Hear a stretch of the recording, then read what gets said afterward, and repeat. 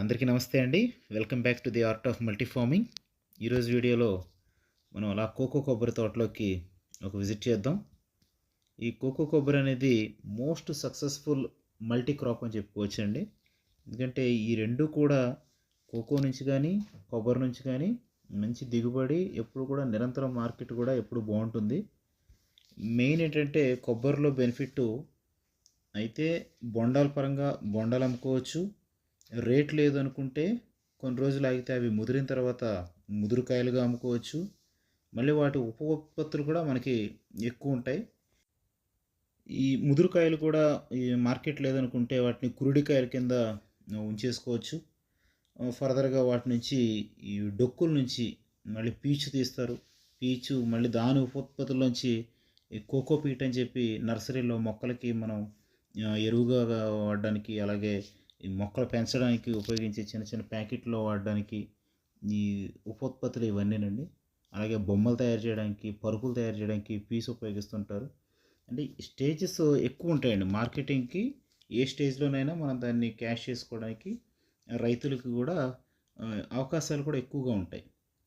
ఈ ఒక నాటిన తర్వాత 3 to 4 ఇయర్స్లో ఇవి కాపు అనేది స్టార్ట్ అవుతుంది. అలాగే ఈ కొంచెం పెద్ద అయిన తర్వాత గ్యాప్లో కొంచెం నీడలో ఈ కోకో మొక్కల్ని కొబ్బరి మధ్యలో కోకో మొక్కలు కూడా నాటడం జరుగుద్ది. ఈ కోకో మొక్కలు నాటిన తర్వాత అది కూడా ఒక 3 ఇయర్స్లో కాపు అనేది స్టార్ట్ అవుద్ది. మొత్తం మీద ఒక 6-7 ఇయర్స్కి 100% రెండు వైపుల నుంచి కూడా కోకో నుంచి కొబ్బరి నుంచి కూడా దిగుబడి అనేది రైతులకు వస్తుంది. మెయిన్ ఈ రెండు కాంబినేషన్ అయితే బాగా సక్సెస్ అయ్యింది. దీని తర్వాత వచ్చి ఇదే కొబ్బరిలో అరటి కూడా నెక్స్ట్ ప్లేస్ అని చెప్పుకోవచ్చండి. ఇప్పుడు ఈ మధ్య కాలంలో ఈ కోకో కొబ్బరితో పాటు ఒక్క అలాగే మిరియాలు కూడా చాలా చోట్ల సాగు చేస్తున్నారు. అవి కూడా సక్సెస్ఫుల్గానే రన్ అవుతున్నాయి. కోకోకి ఏంటంటే కొంచెం నీడ కావాలండి. కొబ్బరి చెట్లు కొంచెం నీడగా ఉంటాయి కాబట్టి ఇవి మరీ ఎక్కువ ఎండ తగిలినా సరిగా కాయవు. ఆ ఉద్దేశంతో వీటిని నీడ కొంచెం కొబ్బరి చెట్లు నీడ వచ్చిన తర్వాతే వీటిని నాటడం జరుగుద్ది. అలాగే ఈ కొబ్బరి కూడా ప్రతి 45 రోజులకి మనకి ఒక్కొక్క గెల అనేది దిగుబడి వస్తూ ఉంటుందండి.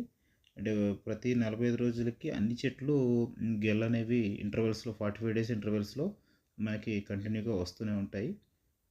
నెక్స్ట్ అలాగే ఈ కోకో కొబ్బరి కూడా ప్రాసెసింగ్ కూడా కోకో ప్రాసెసింగ్ వచ్చేసరికి వాటిని తయారైన తర్వాత వాటిని పల్పుని జాగ్రత్తగా మళ్ళీ వేరు చేసి ఈ ప్రాసెస్ మళ్ళీ నేను ఫర్దర్ వీడియోస్లో కోకో ప్రాసెసింగ్ అంతా ఎలా చేస్తారనేది నేను మళ్ళీ ఖచ్చితంగా ఫర్దర్ వీడియోస్లో మొత్తం ప్రాసెస్ అంతా చూపిస్తాను. ప్రస్తుతం ఈ వీడియోలో మాత్రం ఓవరాల్గా వ్యూ కోకో కొబ్బరి గురించి మాత్రమే చెప్తున్నాను. మనం ఫర్దర్ వీడియోస్లో కోకో గురించి అలాగే కొబ్బరి గురించి పూర్తి పుట్టుపూర్వోత్తరాలు, అసలు ఏ రకంగా ఇవి స్టార్ట్ అయినాయి, ఎక్కడ స్టార్ట్ అయినాయి, అవన్నీ కూడా నెక్స్ట్ వీడియోలో మీకు క్లియర్గా చెప్పే ప్రయత్నం చేస్తాను.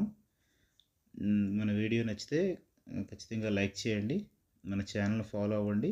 ఫర్దర్ అప్డేట్స్ ఈ మల్టీ క్రాపింగ్ సంబంధించి ఫర్దర్ అప్డేట్స్ కూడా మనం ఈ ఛానల్లో చెప్పుకుంటూ ఉందాం. Thank you for watching this video. జై జవాన్, జై కిసాన్, జై హింద్.